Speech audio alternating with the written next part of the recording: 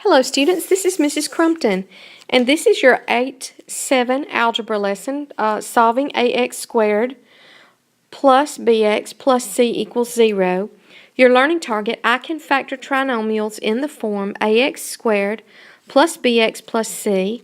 I can solve equations in the form ax squared plus bx plus c equals 0. This lesson comes from your Algebra 1 textbook from Glencoe, beginning on page 510. Now, I have put in here the key concept from that page. I want you to notice something a little different from this section and the previous section. In section 8.6, we saw expressions and equations in the form of x squared plus bx plus c, where the problems that we worked, our coefficient of the squared term was 1. The difference in this section and the previous section, and if you can look here at the key concept, the difference, and I didn't do too good a job circling that, the difference is that we are going to have a coefficient that is something other than 1. So your method here is going to be just a little bit different, and I'm going to go over a few examples with you. I'll try to keep the video as short as possible, but yet I want to make sure that you have the examples you need to be successful with this lesson.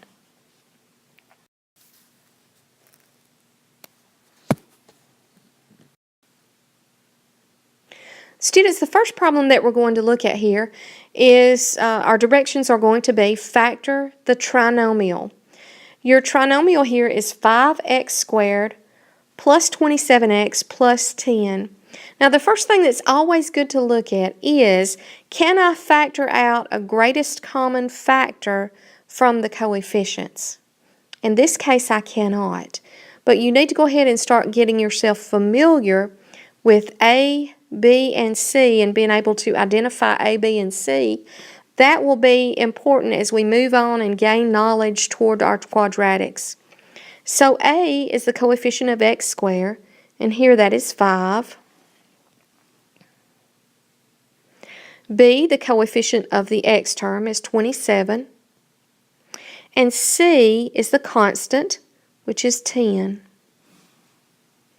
Now, factoring this trinomial is going to be a little different. In the previous lesson, I told you to look at the last term. Well, we're still going to look at that last term, but since the coefficient of the squared term is 5, we've got to do a little bit more. We're actually going to multiply that coefficient of the squared term times the constant term, and that is 50.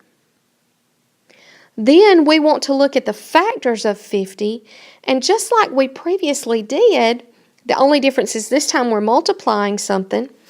We want to find the factors of 50 that when I find their sum or difference is going to give me 27. Okay, so let's list our factors of 50. 1 times 50, 2 times 25,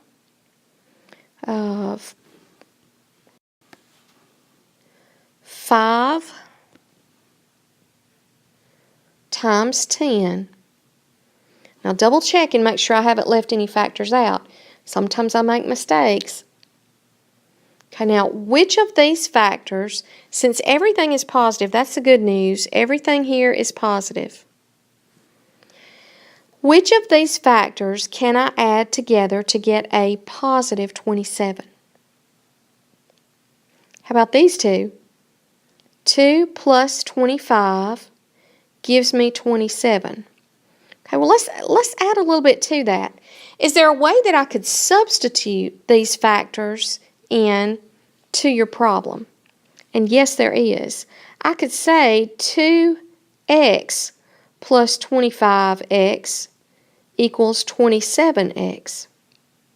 So what I'm going to do now is I am going to make a substitution.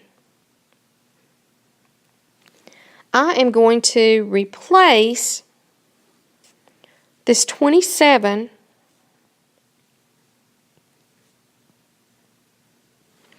with 2x plus 25, but I want to replace this, substitute in a way that I can factor some more. So I'm going to keep my 5x squared for right now. I know that 2 and 5 are not, other than 1, I don't have a common factor there. So what I want to do is I want to put my 25x in first. And I know that 2 and 10 are common factors, or 2 is a common factor of 10. So I can substitute 2x plus 10. Okay, take a closer look at this. Make sure you understand what I've done. All I've done is substitute in something that is equivalent to 27x. Okay, now like I had previously done, I am going to group some stuff together. 5x squared plus 25. This goes back, 25x. This goes back to, I want to say lesson 8.4. 2x plus 10. Okay, let's regroup, factor by grouping, and I want to factor this stuff. I want to regroup and factor. So now what is my GCF of 5x squared and 25x? I hope that you said 5x. Okay, now I'm unhugging or undistributing or factoring. And you can do that by dividing each of these terms by the coefficient. 5x squared divided by 5x gives me an x. 25x divided by 5x gives me 5. Okay, now over on the other binomial, 2x plus 10. My greatest common factor here is 2. So I will factor out a 2 here. And when I divide, I have x plus 5. Well, this is good news because now I can factor some more. I have yet another greatest common factor with these terms, the x plus 5. So now I'm going to factor out x plus 5 and group together these two terms, 5x plus 2. And I have the factored form of your original problem, 5x squared plus 27x plus 10. Now remember, you can check your answers once you have factored them by either FOILing these back out or using your distributive property, or you can use that Punnett square.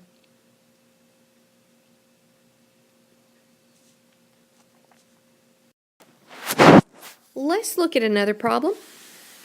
On this particular problem, I want you to notice, and I mentioned this before, is there a GCF for these terms? What about this 4? Is 4 a factor of itself? Is 4 a factor of 24?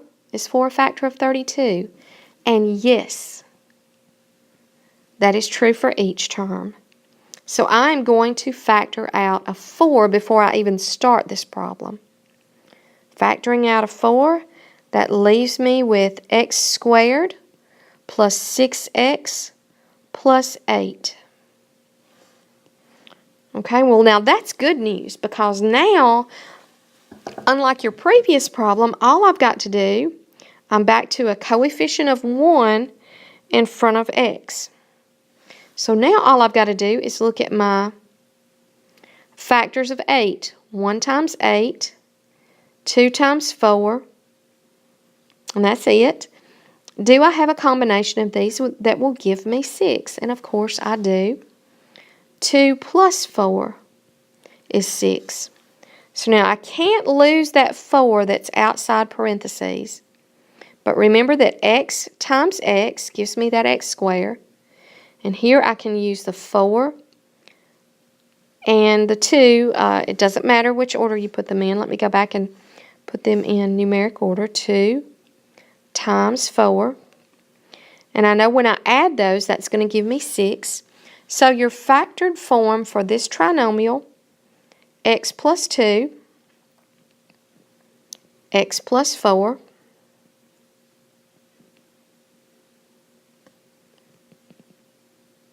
You've got 4 times the quantity x plus 2 times the quantity x plus 4. And that's it for this problem. If you would like to try some more problems, there are some guided practice problems.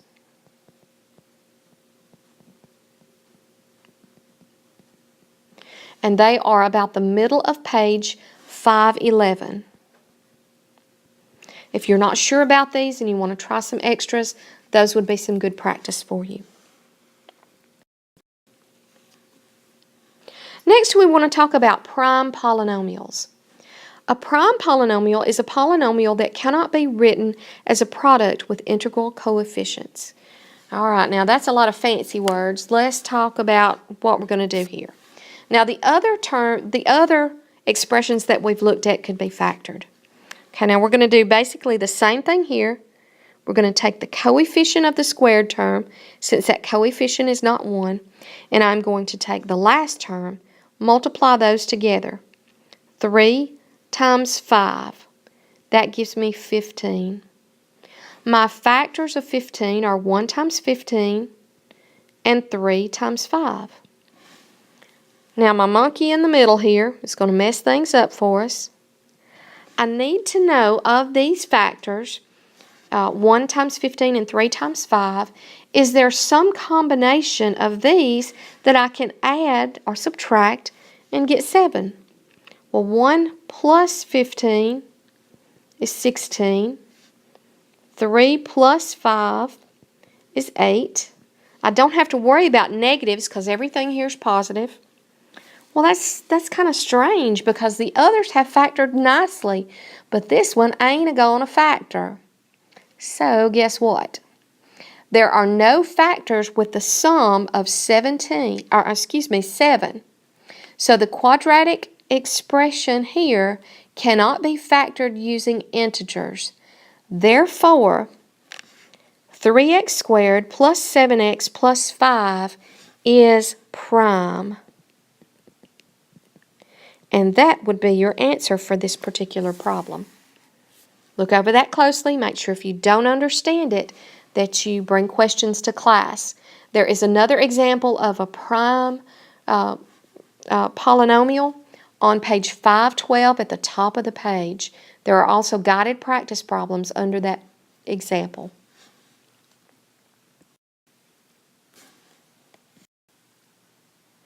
Okay, let's look at a real-world example here, and this has got to do with rockets.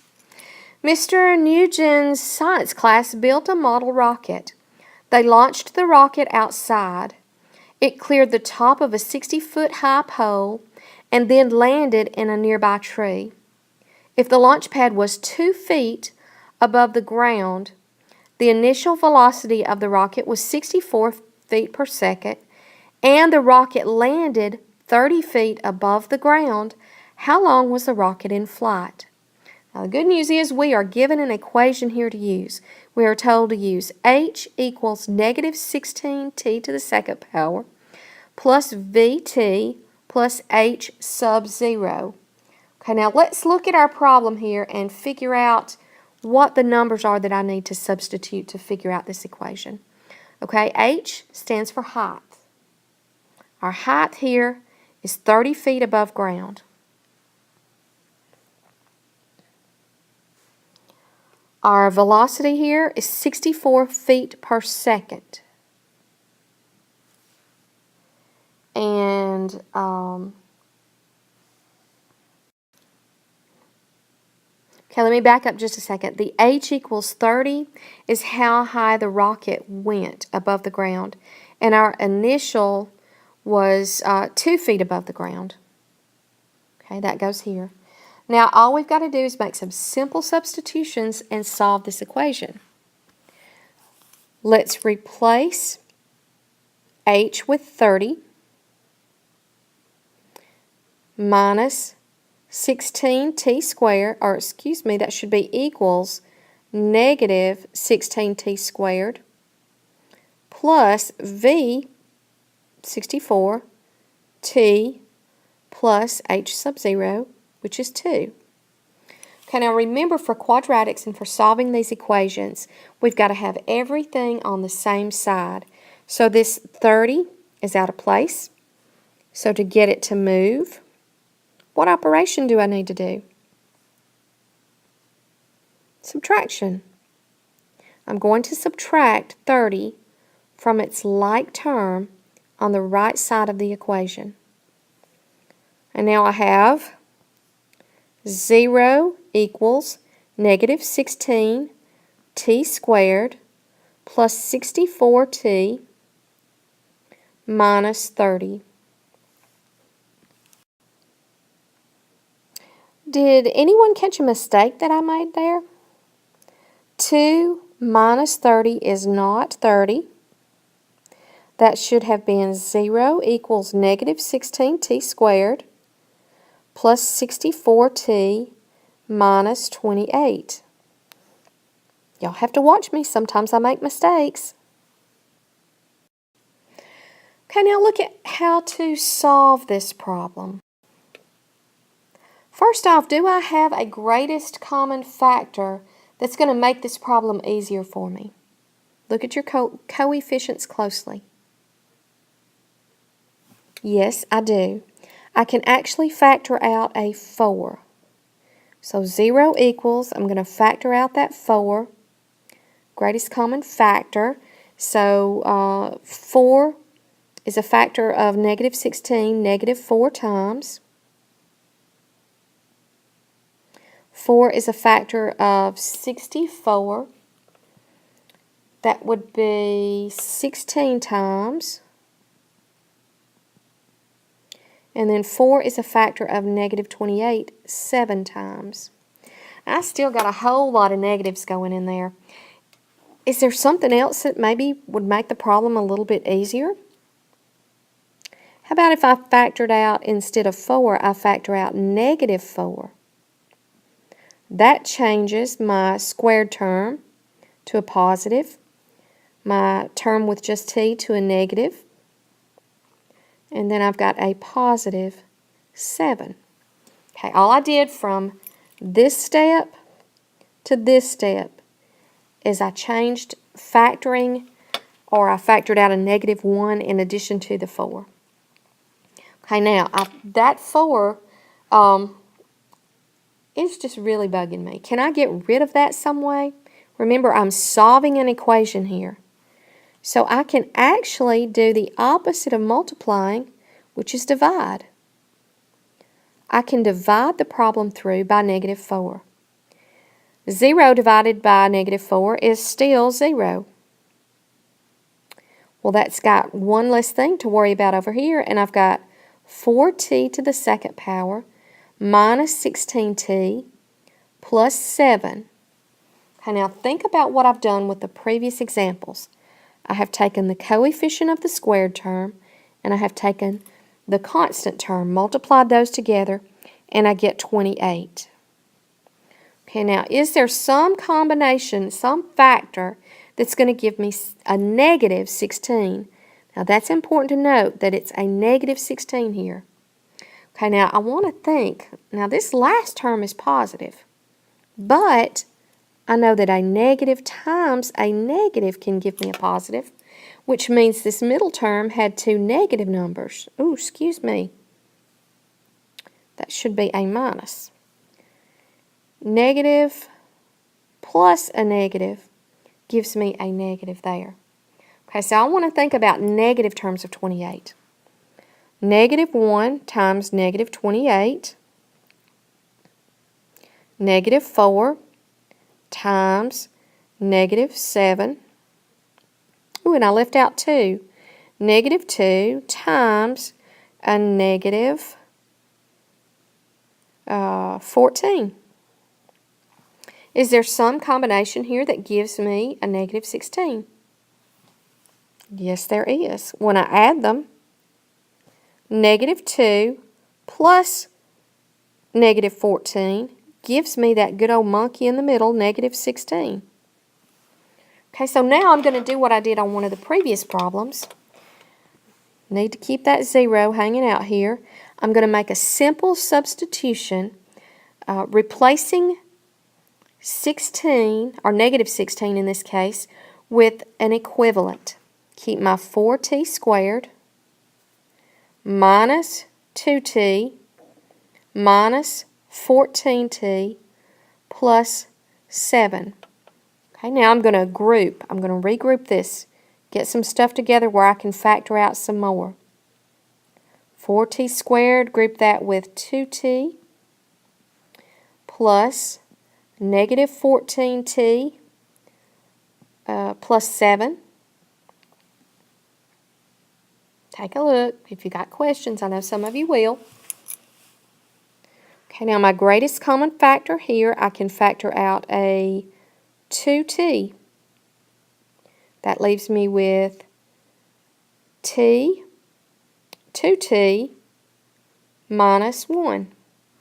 Okay, now factoring from the other binomial, I can factor out a 7, but since this number has a negative in front of it, I am going to factor out a negative 7. And that will leave me with 2t minus 1. Well, look here. I've got some more greatest common factors that I can take care of. 0. Oops, let's change and get my black pen back. 0 equals 2t minus 1 times, put these two together, 2t minus 7. Okay, we're that much closer to finding out our answer.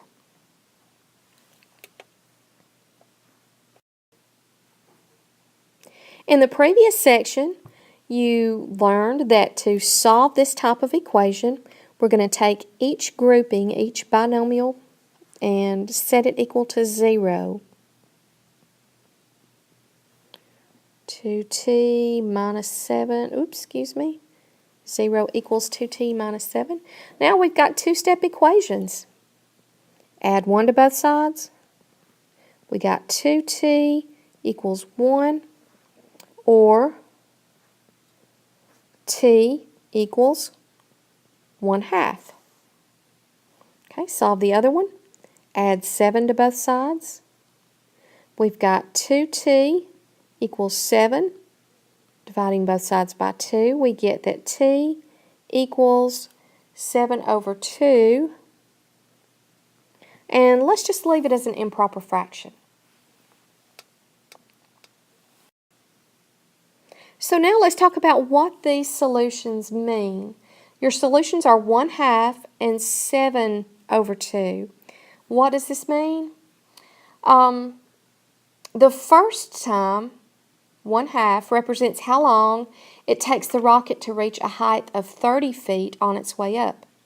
And the second time represents how long it's going to take the rocket to reach a height of 30 feet again on its way down. So the rocket was in flight for about 3.5 seconds before it landed. So your answer here, our question originally asked, use the equation h equals negative 16t squared plus vt plus h sub 0, and we were asked to find the rocket landed 30 feet above the ground. How long was the rocket in flight? So that was our original question. How long was the rocket in flight? The rocket was in flight for 3.5 seconds. Okay, students, I tried to shorten this lesson so it wouldn't be quite as long as the others. I know you may have questions, and please bring those questions to class, and I'll take care of them as best I can. Your formative assessment comes from page 513, problems 1 through 4, 5, and 9. Your assignment, if you want to get a heads up and you feel pretty good about these and you'd like to get started, comes from pages 513, 514, and it is the problems listed. Thank you so much for watching the video, and I will see you in class.